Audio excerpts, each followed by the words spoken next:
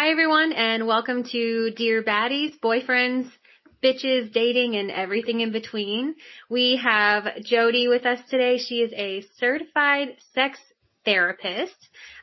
We interviewed Jason Leibowitz a few weeks ago on our podcast, who runs the XXOCONNECT.com, which is the whole human experience. And we are so excited to have you, Jodi, on this call. We cannot wait to pick your brain on all things sex. So thank you so much for joining us today. Thank you for having me. Welcome. Yeah, I'm super excited. Yeah, we're super excited to have you too. Yes, we are. Oh yeah, I know Cindy's talked about this one for a while. That's I'm excited. So if you could, can you just give us a little bit of background on what you do and how you help? Sure. So, like you said, I'm a certified sex therapist, and what that is basically like a normal therapist, but I am trained to help people with sexual issues, sexual health problems, relationship issues, things like that. So when people come to see me, they get to have this safe space where they get to talk and ask questions and explore everything about sex. The cool thing is that there's nothing people can't talk about or ask about. So I get to go really deep with my clients about whatever's going on with them around sex. That's awesome. What's your favorite topic? I have to know. Oh my goodness. Kink. I love kink. I can talk about kink, for like 24 hours a day. Yeah. That's awesome. So what do you mean by kink? By kink. So, anything that might be considered more alternative, right? So people who are interested in things like BDSM or who have specific fetishes, different things that turn them on that might seem like it's out of the mainstream. Although I think more and more we're realizing that I think everybody has something that turns them on that might seem different, or they might think is unusual, but turns out I think a lot of people have things in their sexual repertoire that are a little different.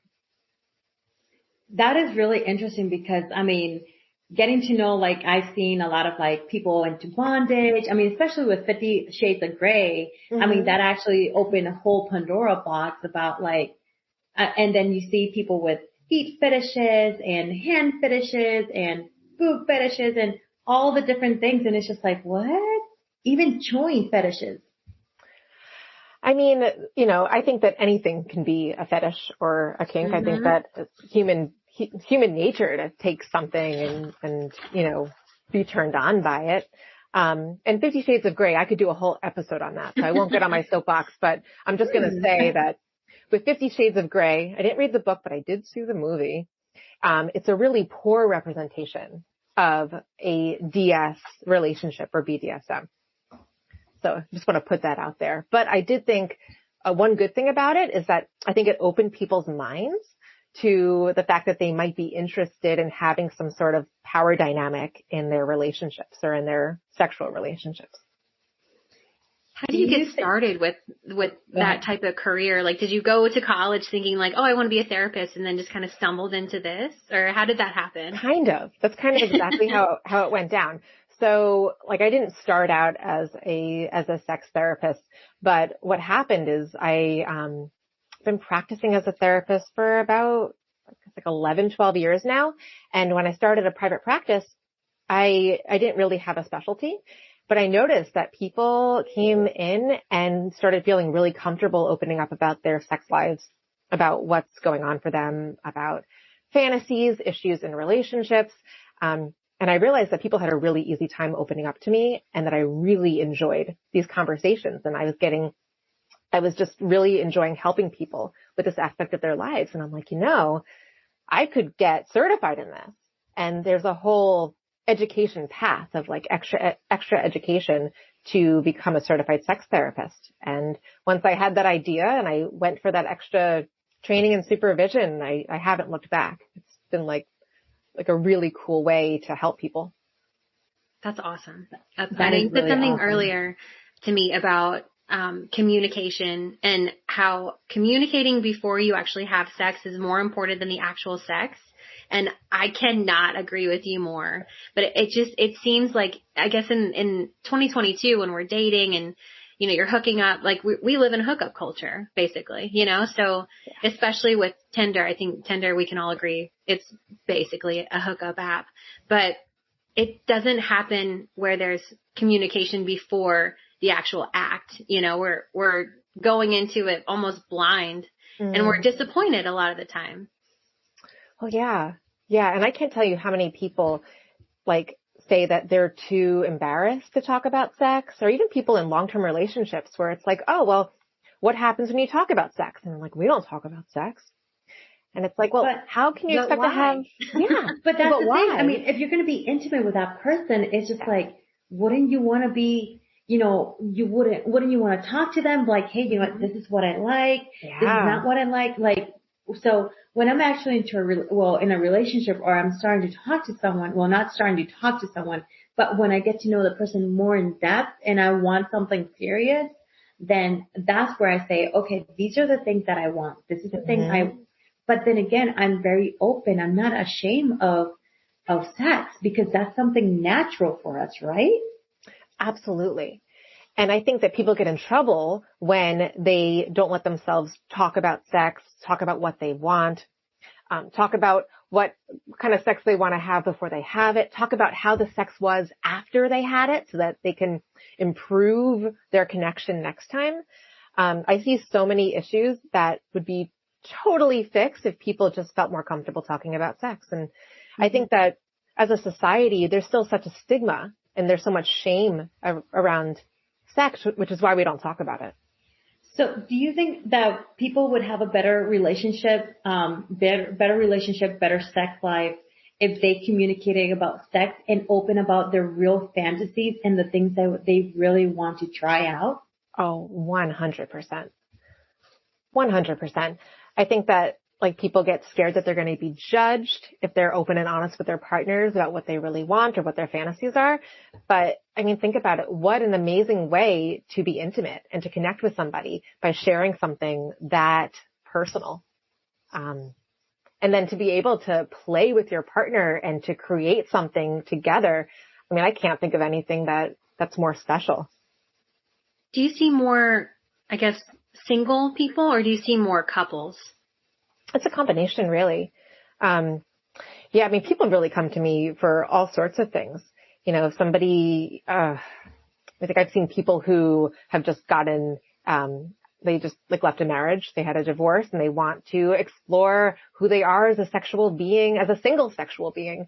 I've seen people who have been in marriages for years, people who have just started dating each other. I mean, people come to me with their sexual issues and things like that in all stages of relationships. What do you recommend? Sorry, go ahead. Go ahead. So what do you think that would be better to start like a healthy sexual relationship in a relationship or the early stages of sex? Like what do you think would be helpful to make a relationship work? Is that what you're asking? Sexually. A sexual relationship. I mean, communication. I think talking about things, talking about what you want, maybe like what you're worried about. You know, after you have sex, talking about what went well, what can be different next time, what you might want to try differently. You know, so much of what makes sex good is actually what goes on in your brain, right? So what goes on from feeling turned on by your partner, connected with your partner, I think that is equally, if not more important than the physical act of merging and being together. It's that combination. So getting really comfortable with talking to your partner and trying to open up about like who you are as a sexual being. That's awesome. So what do you think is the number one question you get most of the time? Is there one in particular you can think of that like, I mean, I'm sure you get a lot of questions. Yeah. So, I mean, when it comes to therapy, people are usually coming in less with questions and more with situations that they need support around. and usually it's connected with not only what's going on presently in their lives, but also what happened in the past and how it might be impacting present day. Besides from doing therapy, I also do sex, love, and relationship coaching. And that can be more like asking for advice or asking specific questions. And I think in that realm, I think a lot of it is around like dating and when is the best time to have sex when you first meet somebody? When do you think it is? Just curious. I mean, yeah. I think we all have a different answer, but. We all have different answers. Yeah. I always say to people, and I stand behind this, that it really depends on what you want, right? Like if you're going out there and you want to hook up, you want to experience like a whole buffet of different sexual experiences. Yeah. And like that's your goal, then like it really doesn't matter. I would say as soon as you feel safe with a person. I think that for most of us, feeling safe is a prerequisite for having really amazing, expansive sex, right? Because you need to feel safe to feel vulnerable, and vulnerability and being able to open up like that allows you to relax and surrender to the experience of sex. For most of us, some people get turned on by being scared, but I would say most of us need to feel some sense of security and safety. Yeah, I think there was an American Horror Story episode on. I haven't catch up on that one, but I'll have to check that one out. Yeah. I've only watched the first season, so I might let me know later really what episode that is, and I will check that out. Yeah. But I would say that for like the second part of that question is if you're somebody that's really, really you only want to have sex with somebody if you're in a committed relationship, well, then it makes sense to like wait and to get to know the person and to wait until there's some sort of commitment there. But it really, I think, depends on what your goal is as a person. Do you think having sex on the first date sets the precedence for the rest of the relationship? No, because it depends on who you're with, right? Like, right. I think that let's say you're going out there and you meet somebody who's only interested in fucking you. I can say that, right? Yeah, of course. Okay. So they're only interested in fucking you. Well, it doesn't matter if you fuck them on the first date or on the third date. They're only interested in one thing. But if you're meeting up with somebody who really wants to get to know you as a person and wants to be in a relationship, then I don't think it actually matters when you had sex. Again, I do think that for most of us, it's really helpful to feel safe and comfortable if you want to have good sex. Also, having good sex is easier when you feel like you can communicate, and not everybody feels comfortable doing that on the first date. So what do you think, sexting, do you think that is something that is helpful before having sex with someone? Oh, that's a really good question. I think I'm of two minds. I think that on one hand, it can be really, really sexy foreplay. I think that when you're already in a relationship, sexting can be an amazing tool, right? You're in a relationship with somebody and you're going to see them later that night. So you start that foreplay earlier on the day by sexting. I think that that's awesome.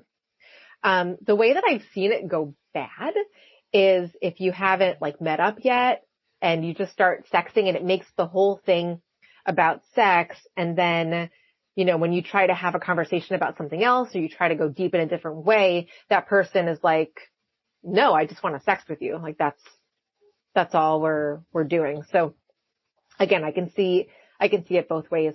Another positive about it is it can help you get a sense of who the other person is sexually and who you are sexually. It can help you find out if you're compatible.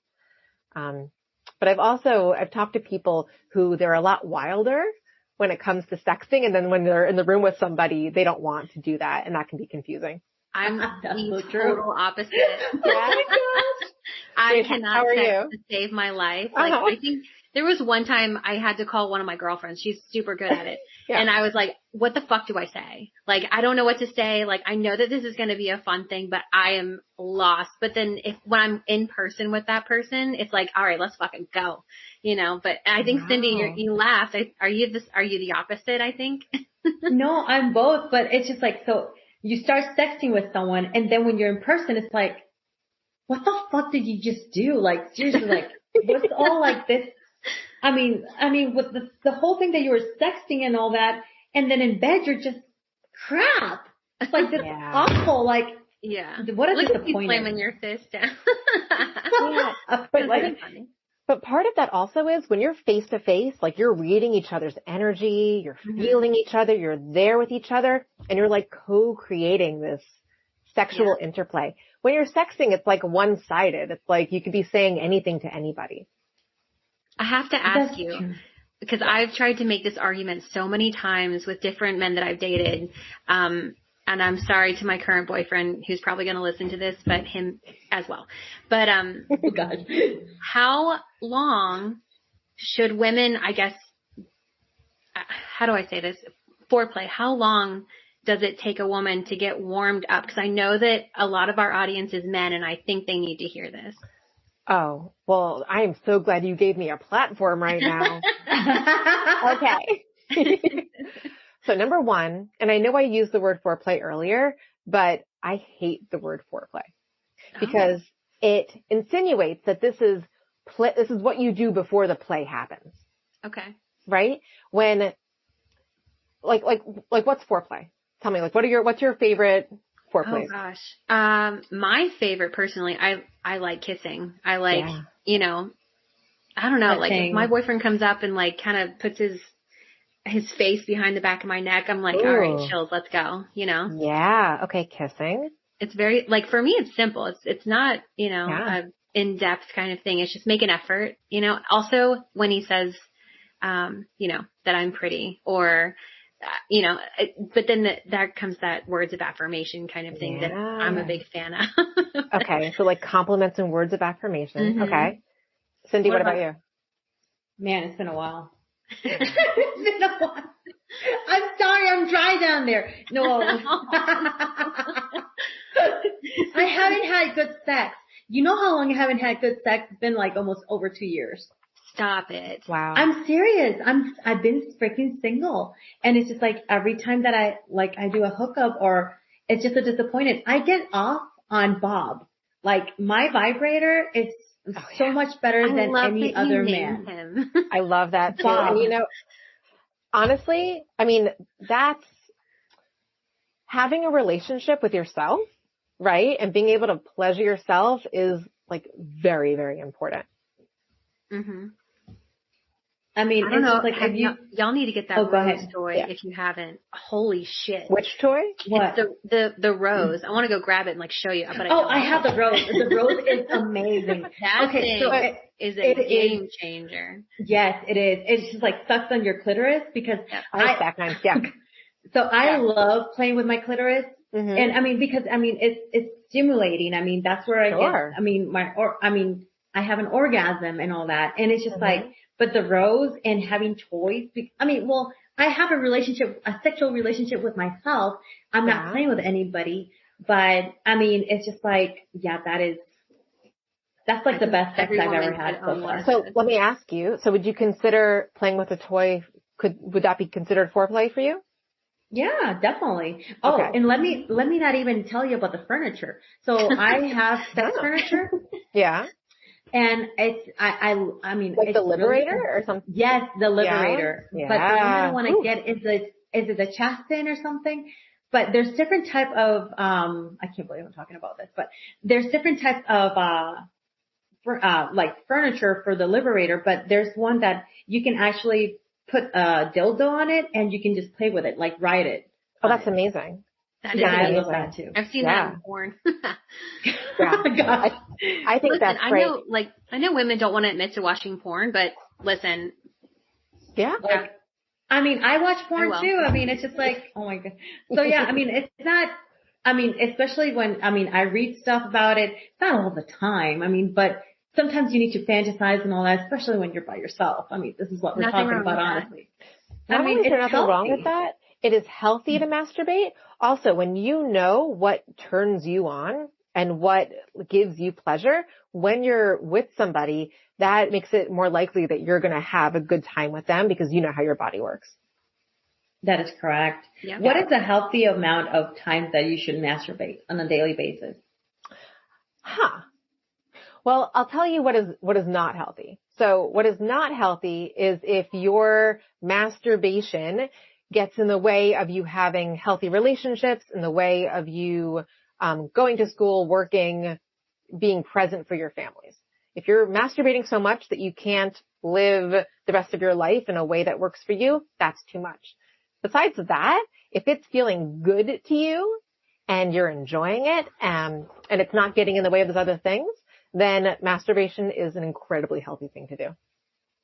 But I want to go back for a second before we totally, because we can go off in so many different directions about the foreplay thing, because this is really important. So you guys gave me some really good examples. So kissing, compliments and words of affirmations, and then toys could be considered like foreplay, right? Mm-hmm. The reason I don't like the word foreplay is because those things should happen all throughout sex, right? Sex should not be considered just penetration. And a lot of times when we say sex, we think it is penis and vagina for straight folks and that's sex. But as far as what we know, a lot of women, people with vulvas, don't orgasm just from penetration. We often need that external stimulation. Listen to me, guys, because I've met with a lot of guys that get confused or surprised when their female partner doesn't orgasm from penetration. Mm-hmm. And a lot of times, some women will fake orgasms. So these guys think that their partners are having orgasms when they're not. And I've done it once. I think we've all done it, right?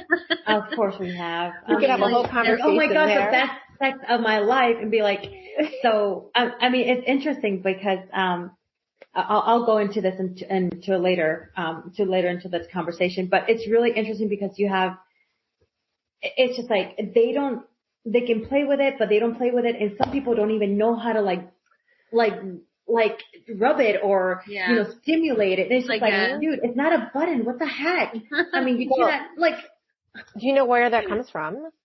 So a lot of times, because sex education is so bad in this country, they learn from porn, and porn is terrible sex education. Yeah. Mm-hmm. You can't take sex classes from porn. Sorry. But no. You cannot. Luckily, there's a lot of options today to get like good sex education, especially online. But So my point here is that it would be great for guys to know that these things that turn your partner on, the kissing, the compliments, the toys, you should be using it not only in the beginning of sex to prepare for penetration, but use it during penetration, right? Use it after penetration if you've had an orgasm and your partner hasn't had an orgasm yet. So to answer your question, Nicole, from a while ago, I don't think there's an amount of minutes, right? Like and the whole point of foreplay, I'm doing the quotes with my fingers, is it shouldn't be to prepare you for penetration, right? And I guess the other answer to your question is you should not do penetration until your partner feels really, really aroused, because it's not going to feel good. You got to be really, really aroused to be ready for that dick. Mm-hmm. So I have another question here is, who should finish first, the woman or the man? I don't think there's a should there. I think that, it doesn't matter who finishes first as long as sex doesn't stop when somebody finishes. I think that happens so much with women is the man gets off, however long that takes, and then it's just over. And right. I know, for myself, I get really, really frustrated if I'm with somebody that does that. Yeah. I want to punch you, almost there. And then you're just fucking done. Sir, goodbye. That's a failure on your partner, right? Because let's say that he has an orgasm and he's done it and you're still going. Well, then he should, go down on you, or he should finger you, or go get a toy out. Using toys at the same time as penetration is can be a really, really sexy thing. And I know that there are some guys out there who feel insecure when a woman brings a toy out in bed. And they shouldn't because, again, a lot of us need that external stimulation, and the toy, along with his penis, is a really amazing combination. Mm-hmm. So I was going to ask you about the toys, because a lot of men have not used toys, or they're embarrassed of using toys, or even going to a sex store. It's like, but why are we talking about this? So how can we actually change that perspective in men and women, that toys are not bad? Because when I was little, my mom would say, you never use a vibrator because then you don't want the real dick. That's not true. No, it's a different sensation. Mm-hmm. Totally different. It is a totally different sensation. Yeah. Plus the vibrator doesn't touch you. The human body does touch you, and then you feel that warmth and connection and all that. I love a sweaty man on top of me. You feel the sweat, you get the comfort, ride you. You get the kissing, you get the energetic connection. Yeah, toys are a partner. You should think of toys as being a partner in our sexuality. I'm interested to know more about this. What is it? What did you call it? The one that you like sit on and you ride? Which one are we talking about? The one that you put the dildo on, or because I have several furnitures, and it's, I mean, I do. So cool. So you know what the funny thing? The one that I want to buy is like the Chaston, the one that you actually lay down, and you actually have so many positions, and there's the one that you can actually cuff them. You can be cuffed and all that. Oh, wow. So it's like $600 or $800. But I haven't gotten it because, I mean, I haven't had sex in a very, very long time. And the person that my ex-boyfriend, so I'll tell you this a little bit more. I know he's going to hate me for this, but he'll never hear this. So he has, erectile dysfunction. Mm-hmm. And it was really hard because he never took care of it. And it's just like, but I mean, that would have been good for him to see a sex therapist. Mm-hmm. Or talk to see how that would be able to be worked on. Yeah. But, so that's why I say I haven't had good sex in a very, very long time. I want to just put this out there for any of the guys listening to this, is that erectile dysfunction is something that can be treated. And I know there's a lot of shame about it, but the first step is like talking to your doctor about it, and then maybe going to see a sex therapist, because it can be treated. So it's not something to be ashamed of. And a lot of men are ashamed of that. Now, I mean, and it's true, but it's just like, is it a mental thing? I mean, yes, it can be treated with medication and all that, but is there a way of them being able to take away that shame, be like, hey, you know what, I can actually make it work. Yeah. And talking to a therapist can help with that, because they can process that shame. Right. If it's a physical thing, the medication's going to help. And, even if it is a physical thing, talking to a therapist about that shame can help them feel better about it. Erectile dysfunction can sometimes be like a feedback loop. Like there's so much nervousness and anxiety about having erectile dysfunction that then they get in their own head about it, and it makes it worse. Are there a lot of men that have that issue? Like, cause I'm assuming there's so many commercials about it and, different ads on the internet. Like, is this more common than maybe we realize? I don't know numbers, but I think it probably is really common because we don't talk about it. Mm-hmm. Right? Like if we were all talking about the fact that it happens sometimes.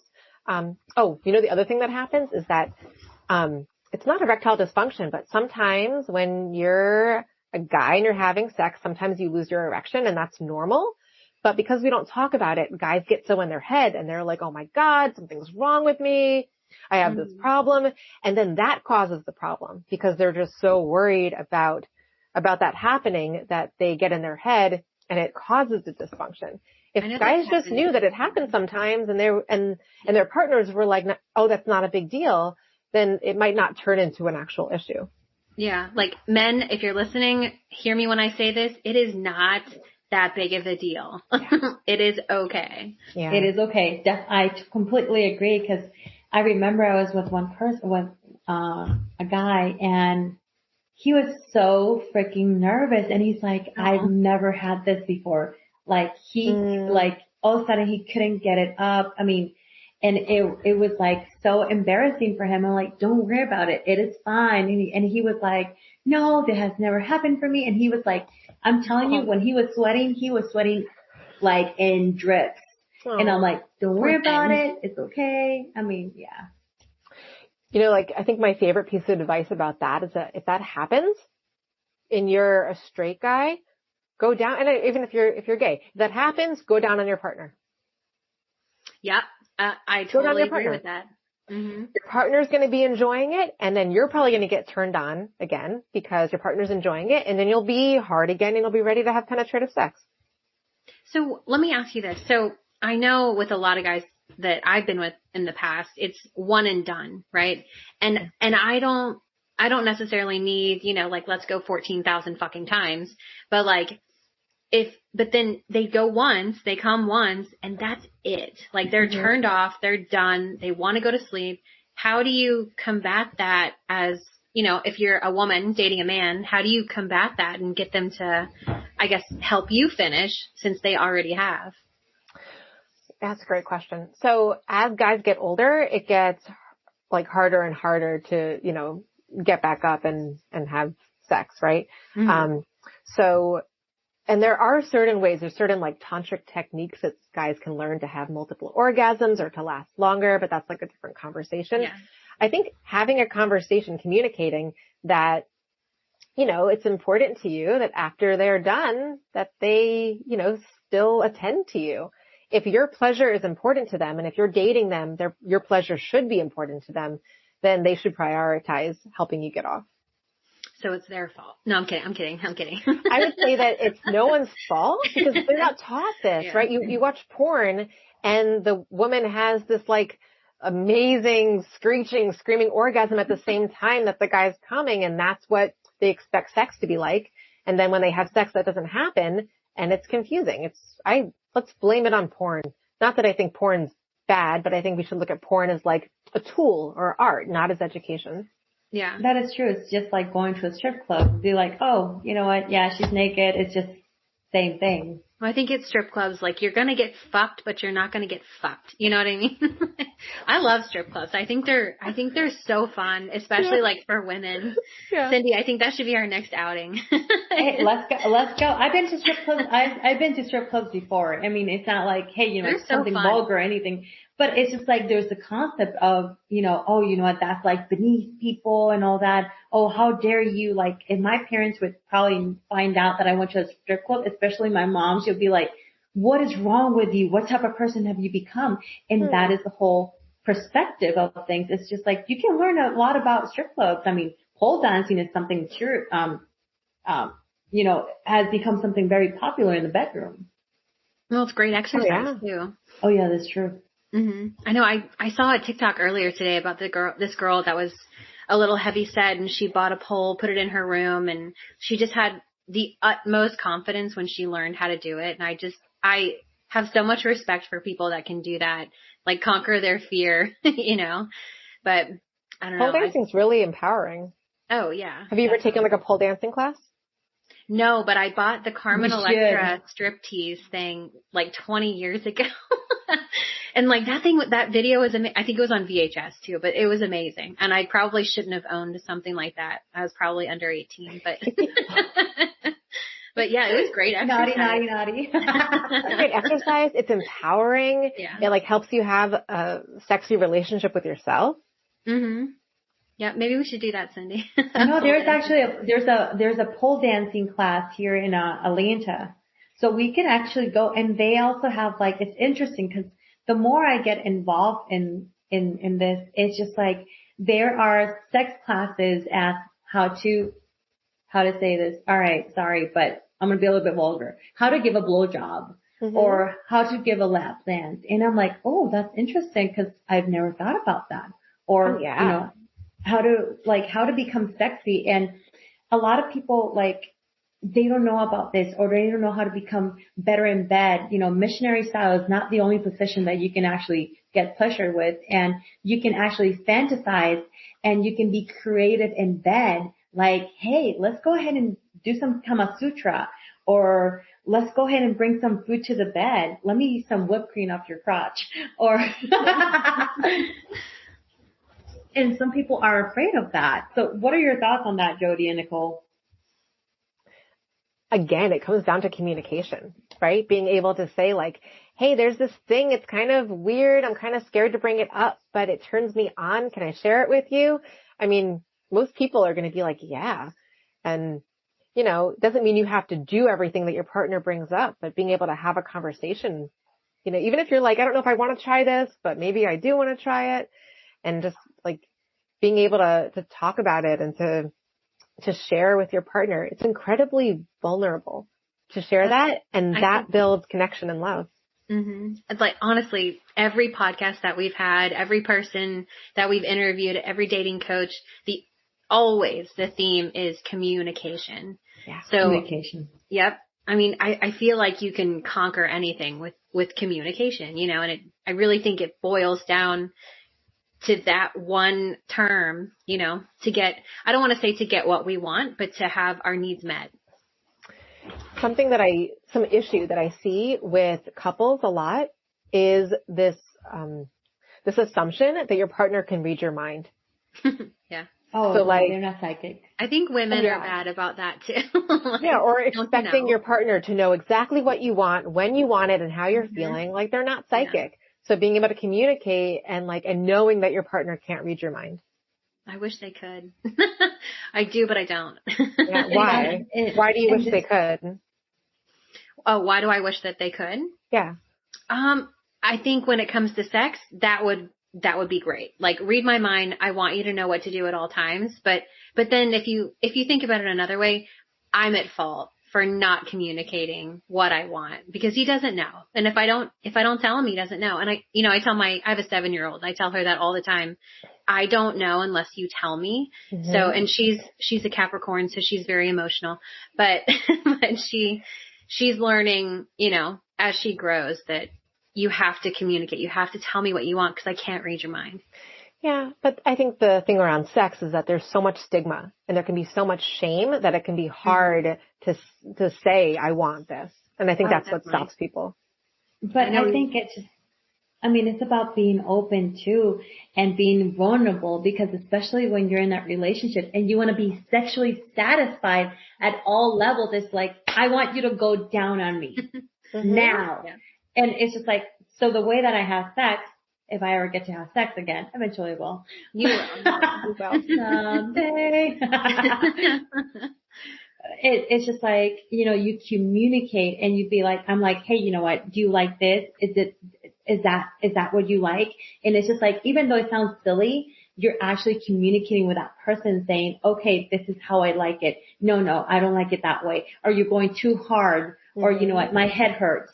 So just change the position or something. You know, it's things like that. Or kiss me around the neck or kiss, you know, play with my ears or something. It's the communication because at the end of the day, women or male, or it doesn't matter what gender you are and what gender you like, it's about communication because neither of us can read minds. Mm-hmm. Even taking their hand and guiding it down and showing them how you like your clit to be touched, right? Showing them how you like to be touched. Like, I feel like a lot of guys would find that really sexy. Oh, I'm sure. Yeah. But here's my thing. Sometimes when you are like too communicated or too upfront, because Nicole, you know this from me, I'm like, okay, this is how I like it, da-da-da-da-da-da. I'm like, oh, wait. Yeah, there's them away a little bit, which I would think as a man or someone that you are going to hook up with, man or woman, I would think that the open communication would be something desirable. Mm-hmm. So I totally understand your frustration with that. Yeah. I think it's an ego thing. I think it's like, I'm a man. I should know how to do this. Oh, yeah. You know, if she tells me what to do, that means like maybe I'm not man enough. And I think we have to challenge that because again, I don't care what gender you are. None of us are mind readers and everybody is different. Mm-hmm. I know. I love the ones that are like, oh, I can make you come. Boy, bye. Like if that's or the like, first great, let's go for it. Go for it. I feel like if that's the first conversation that we have is, oh, you're going to make me come, sir, goodbye. Obviously So you're only looking that, for one thing. is that all? Because I didn't feel a thing. I mean, It's like, what else are you was going it to offer awesome? me? You know what? I want to Like, point out also that like dick size, dick length is not all that it's cracked up to be.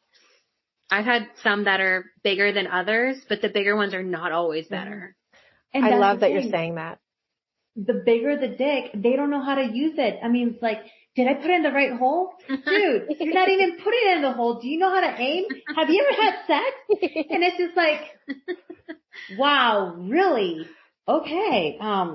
Wow. Yeah. So I love that you said that, because I've spoken to a lot of men who get really insecure about the size of their dicks.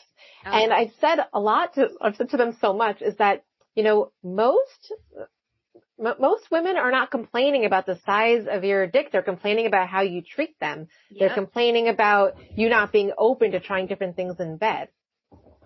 Yeah. And so I'm glad that you said that to the guys in the audience. Oh, because it's true. It's all about the foreplay. It's all about like, hey, besides the foreplay and all that, it's like how you treat it, are you able to go down or not? And so this is another thing. No teeth. Yes, no teeth. But some men don't like, they don't like going down, or some women don't like like having their pussy eaten. Mm-hmm. And it's just like, it's interesting because some men love doing that and some women don't like that. Just gotta find your niche, I guess.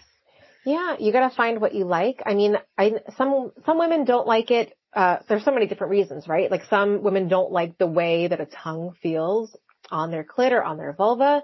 Some women have had a bad experience, right? Have had somebody who didn't make them feel good or who made them feel uncomfortable. So even that's about talking, like, oh, you don't like that? What don't you like about it? Have you ever had a time when you did like it? What would make you more comfortable? And again, I think that a lot of times people don't know how to go down on somebody because they learned it from porn. And that's, again, it's not good education about how to go down on somebody. Yeah. So if you're a man, how would you learn, since that's not really something that's talked about super widely, how do you learn how to go down on somebody? Like you were saying before, there's more of these like sexual education classes. There are, yeah. I would Google like if there's any local classes, or I know that there's stuff online.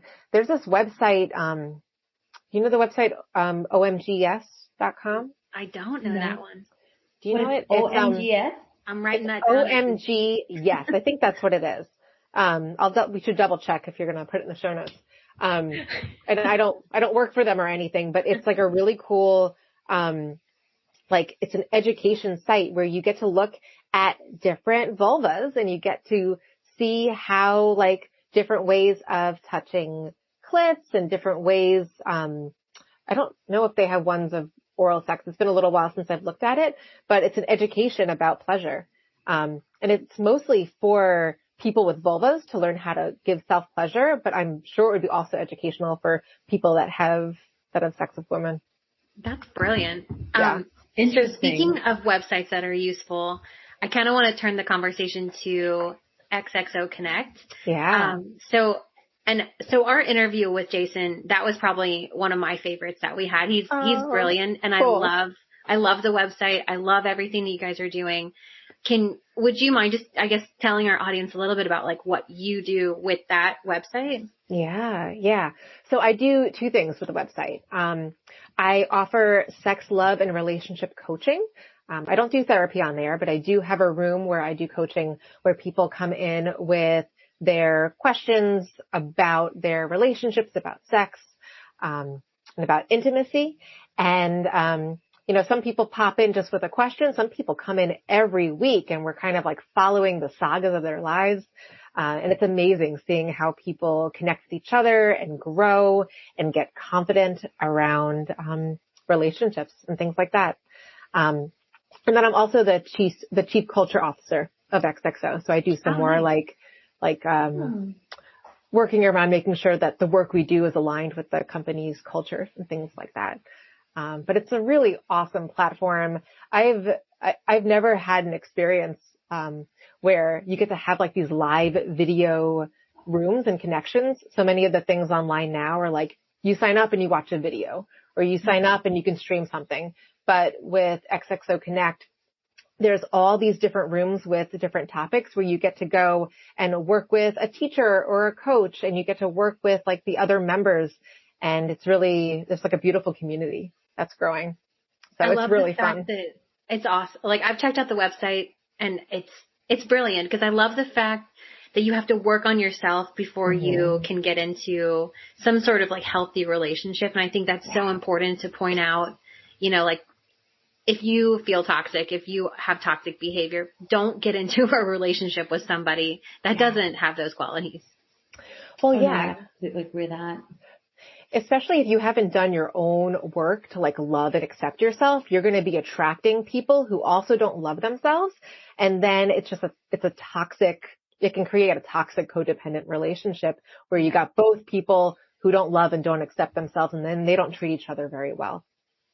So you join a platform like this where you work on loving yourself, accepting yourself, and then, you know, then you have this opportunity to meet other people who are also really value self-development and wellness. So for our listeners, the website, again, it's XXOConnect.com. And then there, if you sign up, I think, is it today? There's a 10% off discount code? Yeah, just for your listeners. So it's Dear XXO, DEARXXO is the coupon. Thank you. And we'll put You're that welcome. in the show notes so you guys can definitely. see that. And then we are going to have, Jason sent me an affiliate link that we're going to post on our Cool. Instagram, TikTok, and Facebook. So, Cindy, do you have any other questions for Jodi? No. Is there anything that we should ask or so forth, that you can think of? Anything we need to know going forward, single or not? Let's see. The best advice you've ever given. No, I'm kidding. Oh my goodness. That's a really good question. I should like think of that and write that down. You know, I think like the relationship with you that you have with yourself is the most important relationship you're ever going to be in, because you're going to be with yourself forever, right? Oh yeah. Hopefully, right? As long as you are here, you're going to be with yourself. So learning to accept yourself, learning to love yourself, learning to make yourself come, right?